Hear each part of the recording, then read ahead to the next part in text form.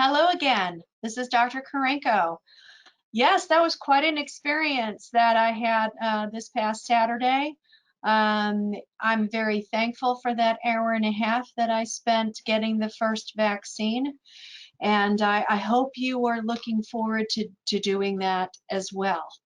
Some places they may have the drive-through format. They may also have a format where you go to them, and they also have an opportunity for someone to come to you. Either way, this is a nice segue into creating your own story. I shared mine with you, and now I want to show you how you can create your own. So first and foremost, what is a social story? Well, number one, it's brief and it's unique. The learner is the person who is the focus of a social story. So capturing all of that detail, the WH questions, who, what, why, when, how, and the expectation of what the behaviors are that need to be exhibited need to be very clear. So in terms of the vaccine, we want to stress that you're knowledgeable about what is going to happen, when it's going to take place. Perhaps then you have some time to plan how it's going to take place. It's going to be someone coming in and talking with you, or it's going to be you going somewhere and perhaps maybe it's to your primary care physician, maybe it's to someone from the health departments. They're referred to as strike teams. It might be somebody that you're familiar with and it might not. So all of those guidelines or expectations should be very, very clear, and more importantly, how we need to act, okay? How we need to stay calm and stay focused and recognize that perhaps after we get to go do something really fun. I know myself, after I got my vaccine on Saturday, my boyfriend and I went to a really good restaurant because, edibles are a positive reinforcer, right? So we picked a specific restaurant and enjoyed a wonderful lunch. Continuing on how you're going to create your own social story, you need to describe how those behaviors will affect others. In terms of maybe your caretaker, your parent, or your staff member taking you somewhere or being there with you when you are getting the vaccine, how will that affect other people? You're going to be a role model. If you can sit and stay calm and pay attention to the verbal prompts or the verbal questions that you get asked, if your legal guardian or parent or adult authority figure in your life is there, they may be coaching you as well. And just having that clarified and really laid out is the next step in developing a social story for yourself. They should have meaningful social information. I can write a social story about what it's like for Leon County Health Department. However, if you are someone who resides in Suncoast in the Duval County area, if you reside in Gainesville, there's going to be a difference. And what we need to make sure that we do is capture that meaningful social information. 50% rule of thumb, it's recommended that you celebrate the achievements of that person who is the actual protagonist, the hero. You're going to be the hero of your own story, and we need to celebrate the achievements of you. So talking about the specific sections, there's about 10 or 11 of them.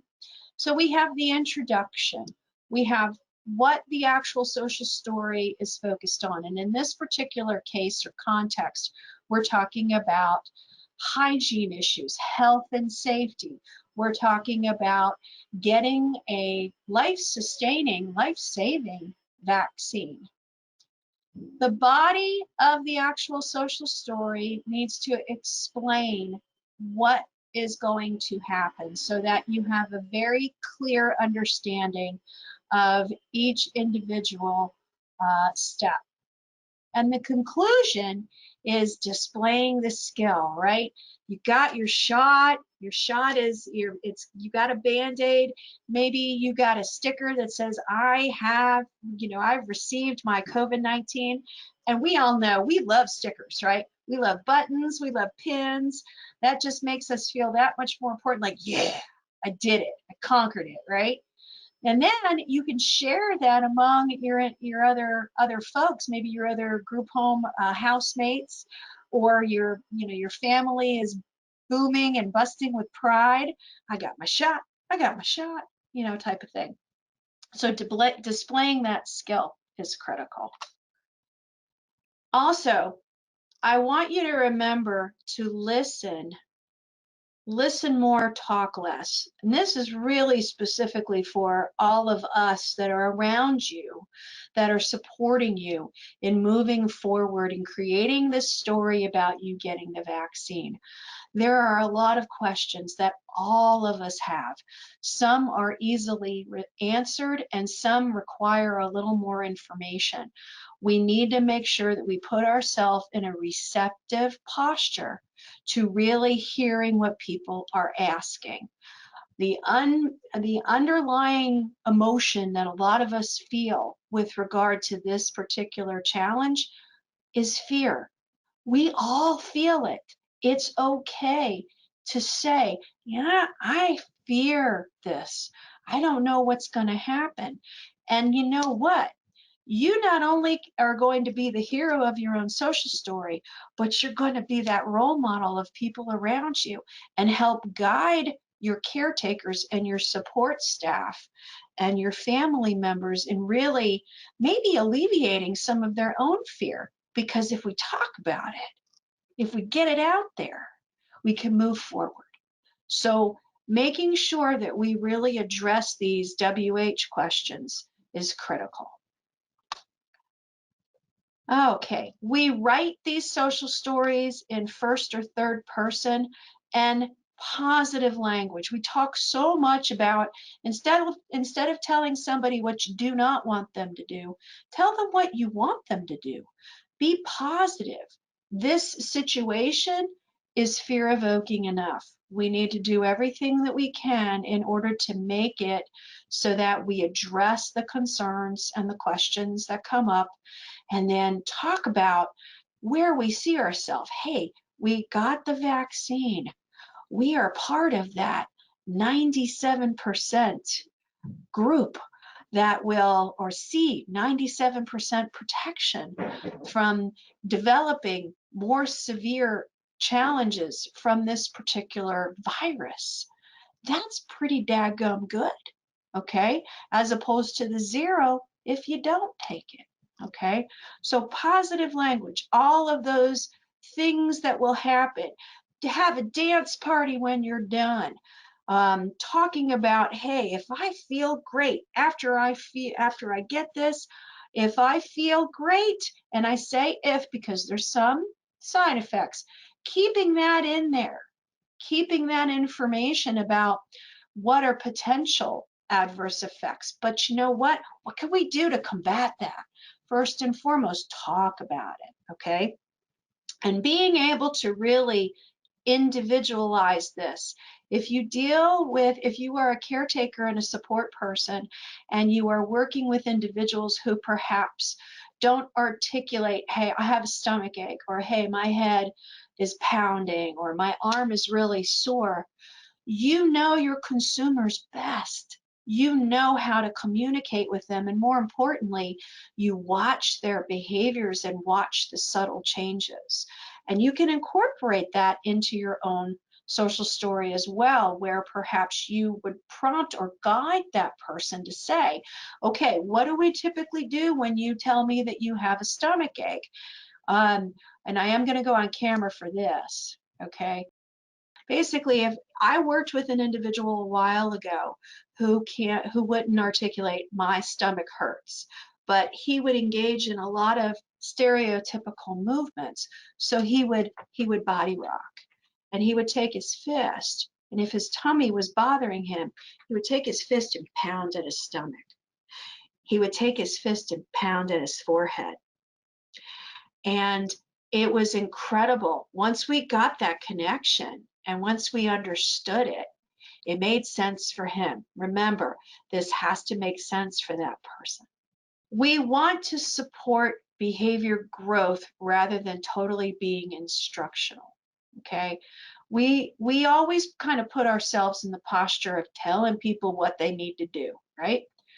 Well, remember, it doesn't matter whether you are serving individuals in an intermediate care facility. It doesn't matter if you're serving individuals in a developmental disability center. It doesn't matter if you are serving and supporting individuals who live in their own homes through supported living, or if they live with their families. We support growth. Every single person has the opportunity and ability to move ahead.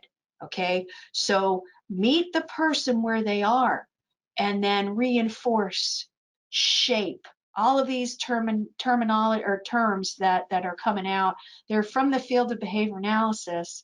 But you can do this. You can do this. How can I grow? How can I move forward? You feel that? You feel how we're talking about moving forward. This is how you instill hope. And this is one of the ways in which we're trying to instill hope through education and through direction. We need to be individualized. I know there's a lot of, for lack of a better way to put it, cookie cutter samples out there, right? I always tell people, I don't have a problem with you accessing that information, but at the end of the day, you got to be a little jaded, right? You got to use your critical thinking skills and say, what does this mean to me?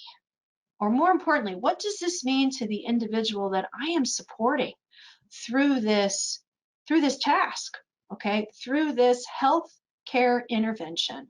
We need to be individualized, and we need to have the interests of the learner, of that person, first and foremost in our minds, okay? Here's some examples of some meaningful pictures. It's got to be meaningful to the person. So this is just an example from one of those PECS, Picture Exchange Communication Systems, that, pardon me, was referenced in this particular resource, which is available to you at the conclusion of the PowerPoint. And you got to make it so that it's meaningful to the person. So if the person buys into this, then that's great. You can use pictures like that. You can go on the internet and Google and Bing and look at images and whatnot, and really pull down pictures that mean something to that person. Personalizing the pictures. Maybe you're going to the health department, and standing next to you are your two BFFs, right? Okay, your girlfriend, your boyfriend, your significant other, your partner, your parents, your adult caregiver, your guardians, whoever those folks are that are meaningful to you in your life. Those are the people that should be exemplified in these pictures. Okay. Yeah. Now, if there was ever a picture that, to me, again, I remember, I'm telling you, I don't like needles. If there was ever a picture that I really took a long, hard look at, it was this one. And I looked at that and I thought, I remember being there on Saturday.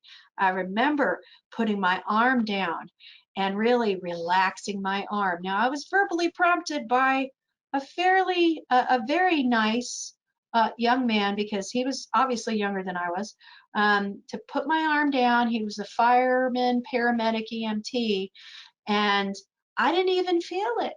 I didn't even feel it. But to some of you, this picture in and of itself may be very fear-provoking. I get it. I get it. So the next time you see this picture when you're reviewing it, think to yourself, I'm going to put my arm down. I'm going to relax. And if other people like Dr. K can go through this having a fear anxiety or having a fear of needles, so can I. I can do this. Okay. So your social story title needs to meet all of the other criteria described. You need to title it My Story, my COVID vaccine story. And the nice thing about this is it's not just about COVID-19 vaccines. You are creating your own story for anything that you're having a challenge with. These are the steps that you take to create your own story. So here are the references that are just two of the references that you can use. And also, you can contact me anytime, kristen.karenko@apdcares.org. We are available. There are a team of us that will be more than happy to answer your questions with regard to the social stories development and try to point you in the right direction of some additional resources. So let me just go ahead and close this section of the video presentation by telling you thank you for all that you do. We know it's difficult out there. We get it. We care. We're here to support you. And I hope that you have a wonderful day. And I hope that this has imparted some wisdom upon you to be the hero of your own story. Take care.